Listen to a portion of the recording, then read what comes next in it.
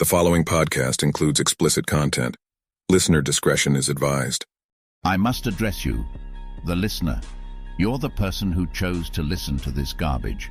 You've begun listening under the assumption that this was only a simple little baseball podcast.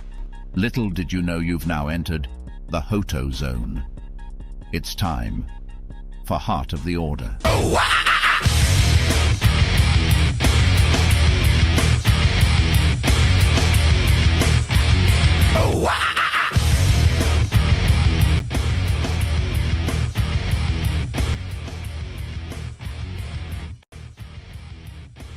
Well, we have a very special episode of Heart of the Order tonight. He's the St. Louis Cardinals beat writer for MLB.com, John Denton. Thanks for joining us. Well, thanks for having me, David. Absolutely. I appreciate you hopping on. You know, we're going to get into some questions here that I know the fans probably want to hear. But first and foremost, for this first question, I kind of want you to take off your reporter hat and put on the fan hat. I know you have a little skin in the game. You told me your story about your dad in the past. If you haven't heard that story, we had John on about a year ago on the podcast, and he had a great story. 1,000-foot view. How do you view the Cardinals offseason, what they've done so far? I think they addressed their needs. I think they acted quickly. They knew which way the market was going. I give them credit for that, for acting quickly. The day after Aaron Nola re-upped with the Phillies, they sprang into action, locked up Lance Lynn, Kyle Gibson, and then got Sonny Gray a couple days later. I think fans have kind of underestimated how good of a get Sonny Gray is. Sonny Gray was one of the best pitchers in all of baseball last year. I think he had the best ERA in all of baseball after August, from August to the end of the season in the American League last year. So he is a big-time get. Now, did they get Yamamoto?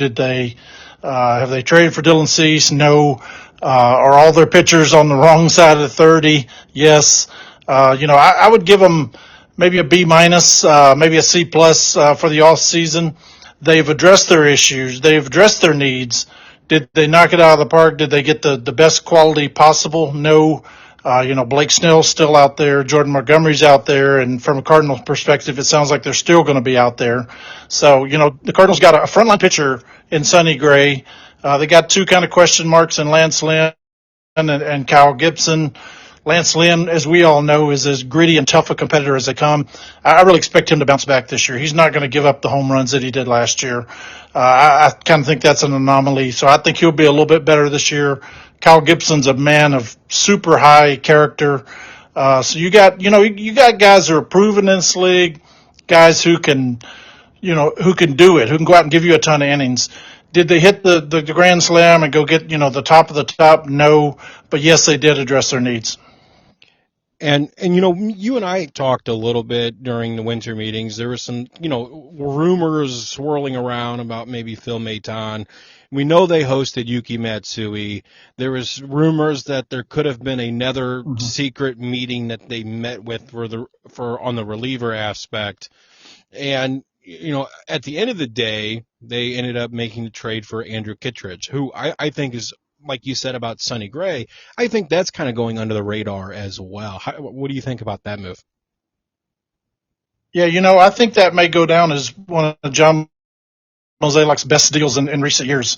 I know people love Richie Palacios. He is a tremendous human being. I'm going to miss talking to him every day. Just a delightful human being. Showed some pop. A great guy to have in the locker room. But at the end of the day, he was going to be their sixth outfielder. And they acquired Richie with cash. They didn't even have to give up a player to get him. So basically, you flipped Richie, a guy you gave up cash for a 2021 All-Star, a guy who came back and pitched really well down the stretch last year. He was on the Rays postseason roster. So, I really think that could go down as John Mozeliak's best move of the offseason. I mean, this is a guy who's going to pitch in the seventh inning. This is a guy who's going to pitch in the eighth and get the ball to Helsley. He's going to pitch high leverage innings. I mean, he has a wipeout slider. He is a competitor. He throws hard. I really think that could go down as maybe the move that John Mozeliak made this all season that's better than any of the other ones. Yeah, I agree. And, when you look at the numbers of Phil Maton and, some of the other names that were listed as rumors, I thought it was very important for the Cardinals to go out and get someone with at least some sort of save experience. Maybe not necessarily a closer, but someone that's been there and has done it. That's why I really liked Hector Neris when there was some speculation, in him. I was less excited about someone like Phil Maton, not because I don't think that he is a quality reliever and could handle some high leverage situations, but I think he had 2 saves last year. That wasn't really his role. I don't think it's really been his role throughout his career. At least I think I looked at the numbers. I think Kittredge has had about 15 career saves. While not a ton, it does show that, hey, if the Cardinals may need him to step up due to whether that's Ryan Helsley not being able to go back-to-backs or Gallegos has been overused, the Cardinals seem to have gotten somebody that, hey, if we have to put him in at the bottom of the ninth and we have to close out a game, we have a little faith that he may be able to do that. Yeah, definitely. And I mean, guys, bullpens are so hard. They're so volatile from year to year. The same Cardinal bullpen that only blew 16 saves in 22 blew 28 saves in 23. Like, you just never know from year to year. Some of these guys, and sometimes if they have a great year, that's kind of portends a bad year coming because they pitched a lot of innings and maybe were overexposed. So bullpens, picking relievers is one of the hardest things to do in baseball because just because they had success the year before means nothing, truthfully. It is a volatile position. There's so many things that have to go right. Guys get overused. They get overexposed one year, and it hurts them the next. So, just because a guy was bad one year or good one year, then that doesn't guarantee anything for the season ahead. So it is a hard job putting together a bullpen, putting together one that you can trust. I just think for what they had to give up here, I think this is going to go down. The Kittredge move is going to go down as maybe one of the best under the radar moves of the offseason. Do you? We know they've had conversations with Jordan Hicks. You've talked about it. They talked about it before they traded him. They had kind of hit a stone wall when it comes to negotiating with them. Just in your sense, and I know maybe you don't know every detail, but just, from your investigating and in your reporting and from what you've been told, why did that never come to fruition? They wanted Jordan Hicks back last July. They really wanted to try to get him back. I think it's very telling that they were trying to negotiate a long-term deal with him, last July. The word I had heard, Jordan Hicks' agent was begging him to take the deal last July, but he wouldn't cave and wouldn't come off a certain number that he wanted. And let's face facts. I mean, Jordan Hicks is still available right now because nobody has met his number. The reason that Blake Snell and Jordan Montgomery are still available is because, teams have been unwilling to hit the number that they want. Dylan Cease is still available because the White Sox haven't got what they want. The White Sox are asking for the moon, by the way. They want 2 upper-tier prospects, and then they want a host of other players too. So, I mean, there's a reason why all these guys are still out there is because they think they're worth X, and teams are disagreeing right now. I do think the Cardinals would love to get Jordan Hicks back, but they're never going to pay him $10 million a year. They're never going to pay him $10 million a year to pitch the 7th inning or the 8th inning. He could be a closer. He proved last year he could do that, but they're just not going to pay him the money that he wants right now. That to kind of get into your last newsletter, and you kind of said St. Louis is going to take this as if it's microwaved toasted ravioli, and I think you proved the point. We kind of did, but a lot of people ignored that last little tidbit, and that's is there more room in the budget? Well, for the right deal, and that can be looked at on a broad scope of really what could be the right deal. Instead of him hauling over a million possibilities, I want to hone in on a few that I don't think you've been asked this week as you've made the rounds. Let's say Jordan Hicks' price does come down and it does become more realistic and he does not find the deal he's looking for. Is Jordan Hicks one of those players that could be the right deal if that came down, or has that ship completely sailed? I think it could still happen. I think, and one of the keys is it's not just the money, it's the length of deals. If you look at what the Cardinals have done this offseason, they somehow got Sonny Hicks for only 3 guaranteed years. I know there's options after that. They got they got Lance Lynn on a 1+1. They got Kyle Gibson on a 1+1. They feel okay about the Bally's Diamond Sports money for 2024. It's beyond 2024 that they're worried about. So, if Jordan Hicks wants a 4-year deal, 5-year deal, that's just not going to happen. Or, it doesn't have to be Jordan. It could be Jordan Hicks, it could be Jordan Montgomery. They're just not going to do that long-term deal because of the uncertainty with the TV market. And, I know that's not what Cardinal fans want to hear.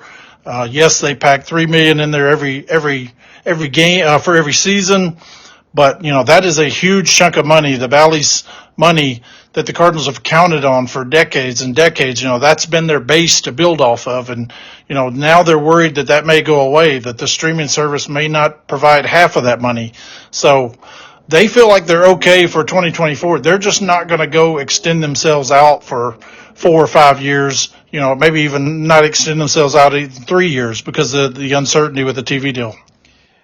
It's hindsight 2020, and you can't really speculate on something that may have never been. But if Nola did not want to go back to Philadelphia, and he was truly open to going elsewhere, or you can include the Cardinals, do you think the Cardinals would have extended that type of offer to them, even with Bally's uncertainty, or do you think they never really were going to explore that market?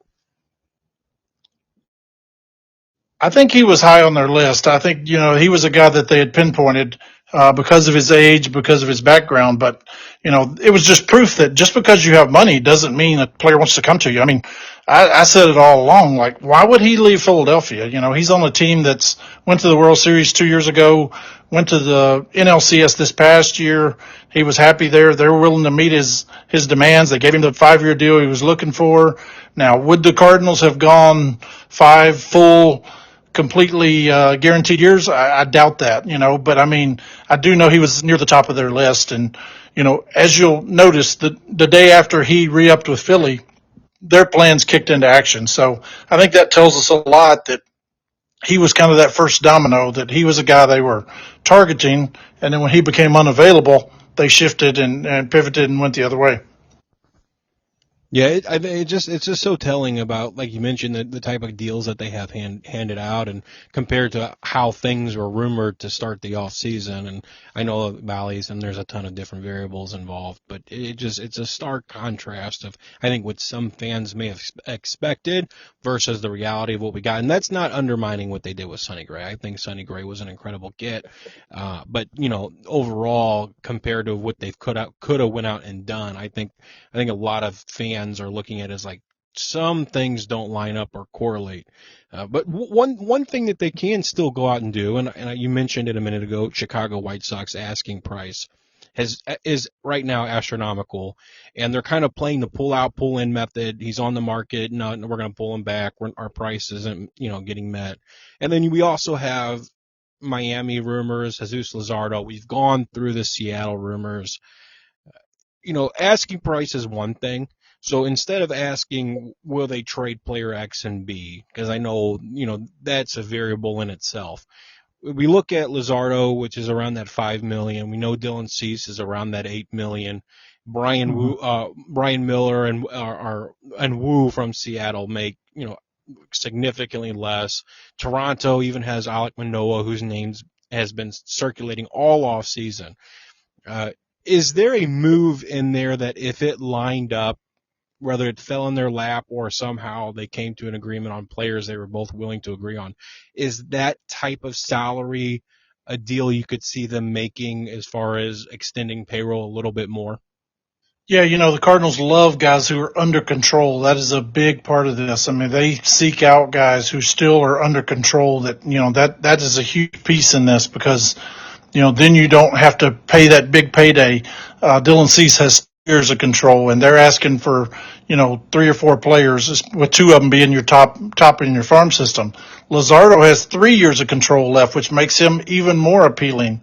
So you can imagine that the asking price is going to be even more for him.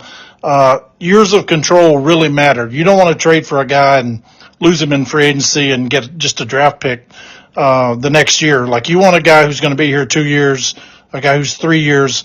I mean, Luzardo really appeals to me because he's left-handed. He throws a hard sinker, which would make him really good at Busch Stadium, and he has 3 years of control.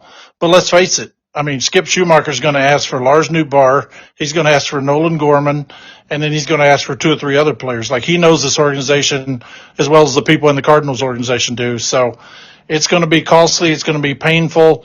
I doubt that the Cardinals would be willing to meet what those teams are going to ask for. They're just not going to trade Nolan Gorman.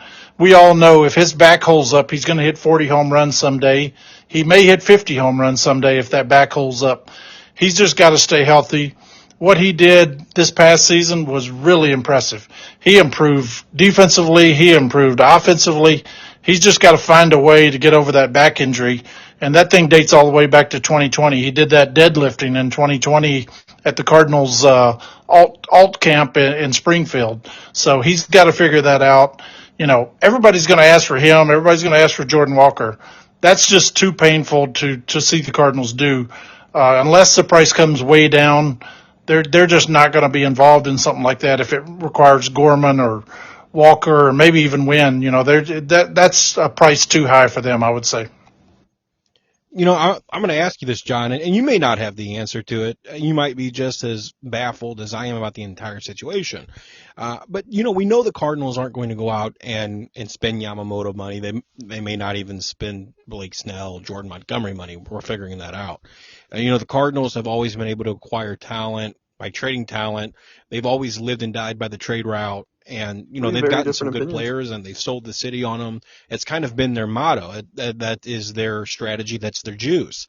But we're seeing it back-to-back off seasons. Every trade negotiation the Cardinals find themselves in, there are specific players that other teams are honing in on, and the Cardinals aren't willing to trade them. And so deals have fallen apart. We look back at the Murphy trade, and the asking price for the Cardinals was significantly different than what they ended up getting from Atlanta. So, my question to you, and again, this may not be like a direct answer, maybe just your opinion. While teams continue to ask for these certain players and the Cardinals are unwilling to move them and they're unwilling to go out in free agency and spend dollars, what are they going to do? Well, I mean, the Cardinals are, they even mentioned this back during the season, as things were going terrible and their pitching was falling apart. Mozeliak mentioned, we're going to have to reevaluate our plan for how much pitching is worth, how much pitching costs. Like, I always relate it to, in the NFL, if you don't have a quarterback, you don't matter. In the NBA, if you don't have a point guard, you don't matter. In Major League Baseball, if you don't have pitching, especially starting pitching, you don't matter. So the Cardinals have been unwilling to give up these pieces for starting pitching in the past, but they're going to have to realize it's going to cost a lot of money to go trade for a starting pitcher. It's going to cost a lot of money to go sign a pitcher in free agency. And, they've always kind of held firm. They were able to get away with this offseason of getting Sonny Gray for 3 years and basically $80 million guaranteed. But, if they're going to be that legitimate World Series contender, evaluate the way they value pitching, because if you don't have it, you just don't matter. Like, you're not a serious contender if you don't have difference-making starting pitching. And, they've always towed the line. They're not going to sign a $200 million player. They're not going to give pitchers 5 and 6 years. But that's the going rate for pitchers now. And if you want somebody else's pitcher, you got to give up a couple of your top minor leaguers, and they've been unwilling to do that. But, if they're going to be a serious, legitimate World Series contender, like, they can win the NL Central with Sonny Gray and Lance Lynn and Kyle Gibson and Michaelis and Steven Matz, but you're not winning the World Series with that. Like, you still are one move away from being a legitimate World Series contender, and that's likely another, horse at the top of the rotation. Do you think that it is something the Cardinals will continue to explore this offseason, or do you think the squad as is what we're going to get at spring training? I really think it is. I mean, after talking to Witt III the other day, like, he told me, he said, the uncertainty out there, he feels like they've really extended themselves. Payroll's going up a little bit. I know right now it's less than what they spent last season, but by the time you factor in all the arbitration raises and non-arb raises, it'll be a little more than it was last year. They're scared to death of the uncertainty, and I know fans don't like to hear that, and I know we have one of the richest owners in baseball, but they're just not going to overextend themselves. And this is never going to be a market with a 250 million on payroll, at least for the next 7-8 years, I would say. Costs are going to keep going up. But if you're going to compete with the Dodgers and the Phillies and the Padres and the Diamondbacks and the Braves, like, you're going to have to spend a little more. But they're resistant to that right now. They're going to overextend themselves until they get some certainty with the TV deal. And you gotta worry about, the off season isn't over and there's still a lot of key players out there. So if the Cardinals are going into spring training as is, and that's the team they have, and they think that they can compete with the NL Central, I'm one of those proponent people that do not believe Chicago is done. In fact, a little bit of breaking news: it looks like Shota Imanaga has passed his physical, and the deal is going to be 4 years, $53 million. One, what do you feel about that deal for Chicago, John? And do you think, what else do you think the Cubs might do before, this is all said and done?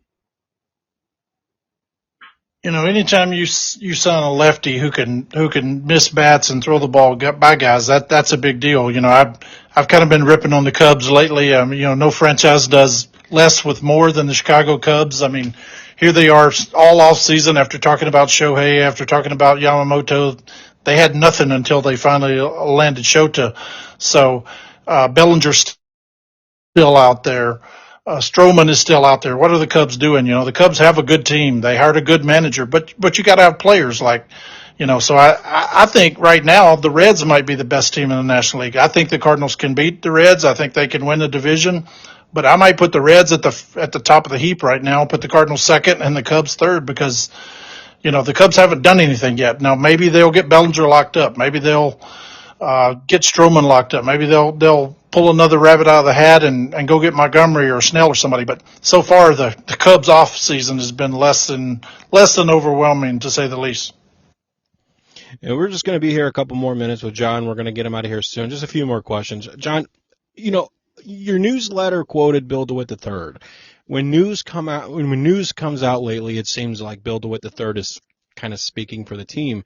He's almost kind of I know he's the president of the Cardinals, but he's almost like he's ascending into that, like, almost chairman position. Do you, covering the team, do you find that most of your conversations and dialogue with ownership is with Bill DeWitt III, or what kind of role is Bill DeWitt Jr. playing in the club? Obviously, I know he's the chairman of the club, but do you kind of see Bill DeWitt III kind of stepping forward into that role a little bit over the past couple of years?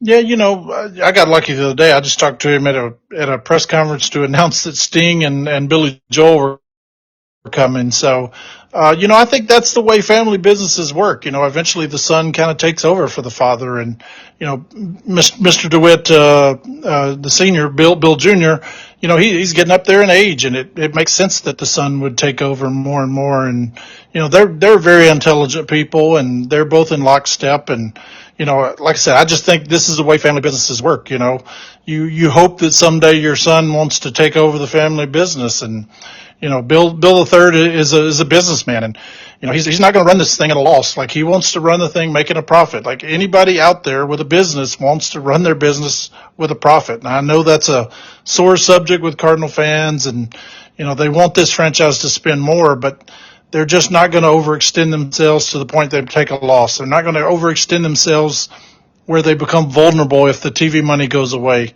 Right now, they're just kind of in a wait and see mode, because they want certainty. They trade for guys who are locked in for a certain number of years. They trade for guys who are under control for 2 or 3 years. This franchise always wants certainty, and, I really think they're holding off on spending big money until they get some certainty with the TV money. Mac, before I ask John my final question, do you have anything or any input that you might want to add or a question for John? Yeah, so actually, I'm sitting here just listening, just mulling over multiple things in my mind.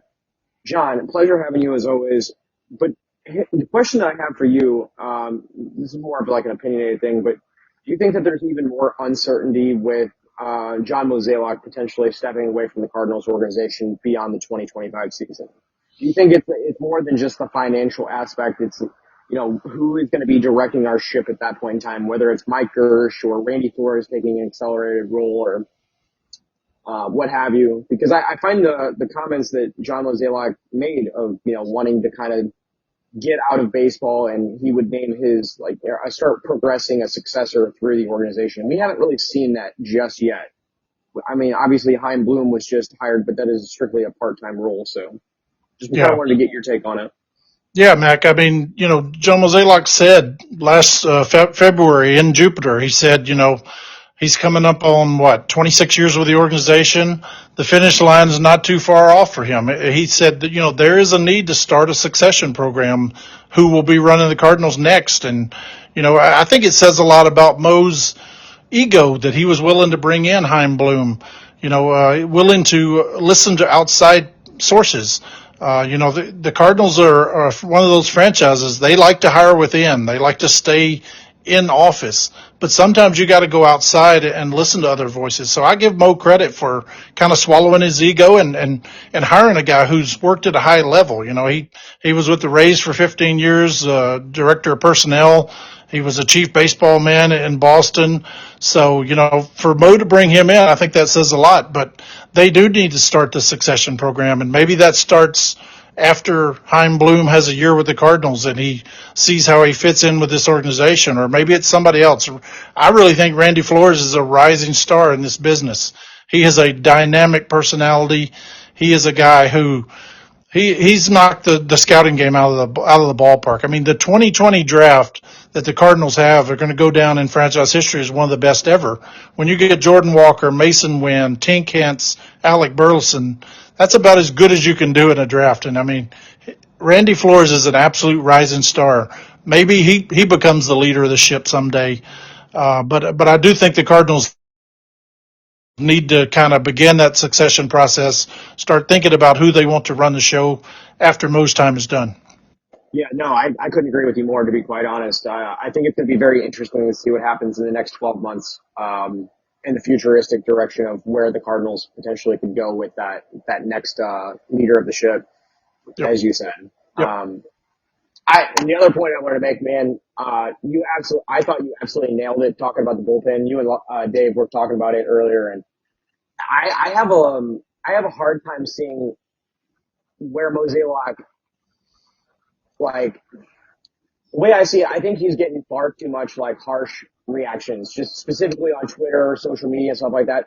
I really like what John Mozeliak has done with this bullpen this offseason. I think the acquisition of Riley O'Brien for cash considerations from Seattle could pay off its dividends. I think the trade for Tyler O'Neill to Boston to pick up Victor Santos and Nick Robertson was huge. Mm-hmm. And then you kind of seen the way that they targeted the Red Sox specifically with the Rule 5 draft. Mm-hmm. I mean, I know that you talked to John, but I want you to let him know, he's not receiving just negative opinions. I really believe in what bullpen they've constructed. And I think that they've really built themselves into a reality where they might not need Jordan Hicks, or they might not need a player like Josh Hader, because you were absolutely right. You nailed it. Bullpens are extremely volatile. And the Cardinals don't have a strong track record of going out and signing top of the line free agent relievers. They've made their bed, and they've done it very well by trading for relievers. Yeah. Brett Cecil brings back some horrible memories, right? Signing him in free Andrew Miller. So how much time we got? Yes. I mean, I think they were kind of caught with their pants down last year a little bit as far as the pitch to contact thing. They were a little bit behind. They didn't realize how much the shift was going to hurt them. In the past, they were the absolute best team in baseball with the shift and pitching to contact, because it led to double plays. It led to, ground ball outs and that sort of thing. Last year, without the shift, they were hurt really bad. I mean, their BABIP was off the charts, bad in their favor. I think maybe no player in baseball was affected more by the lack of shift than Andre Palante, a guy who was really good in 22 with the shift, a guy who gets the ball on the ground 60% of the time, and those became hits this past year. So he's got to figure something out. But I think you've seen now they've gone away from the pitch to contact. They're looking for guys who can miss bats. They're looking for guys who can blow people away.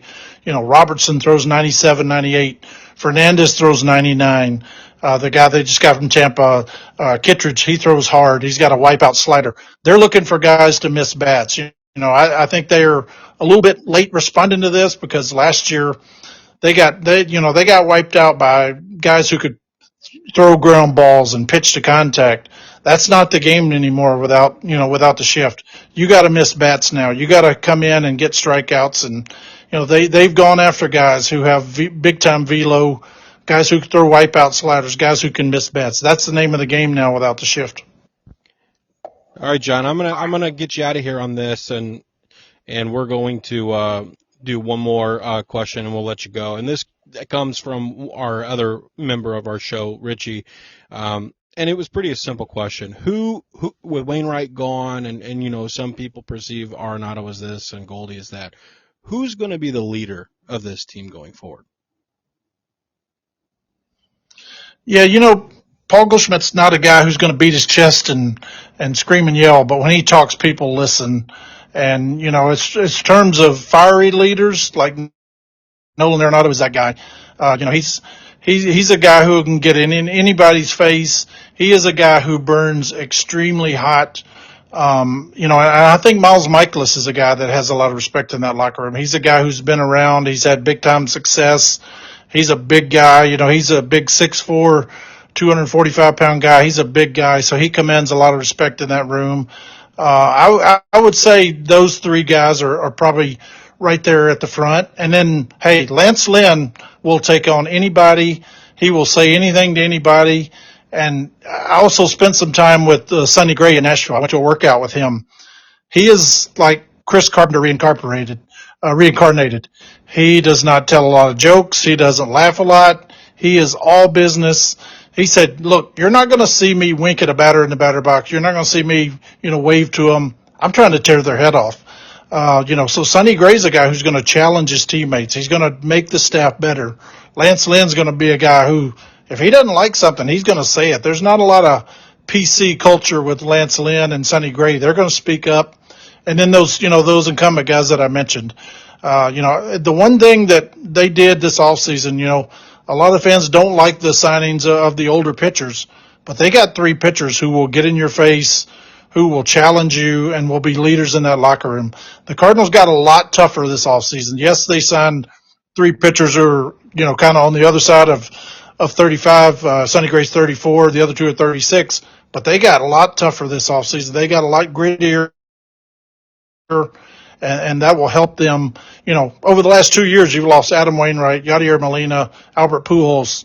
They needed to go get guys who would speak up in that locker room and provide some much-needed toughness. All righty, John. Well, thank you so much for joining Heart of the Order. We appreciate it.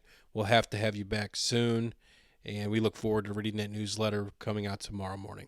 Thanks for listening to Heart of the Order, a St. Louis Cardinals podcast. We'll talk to you guys soon. Have a good night. Bye, guys. Have a good night.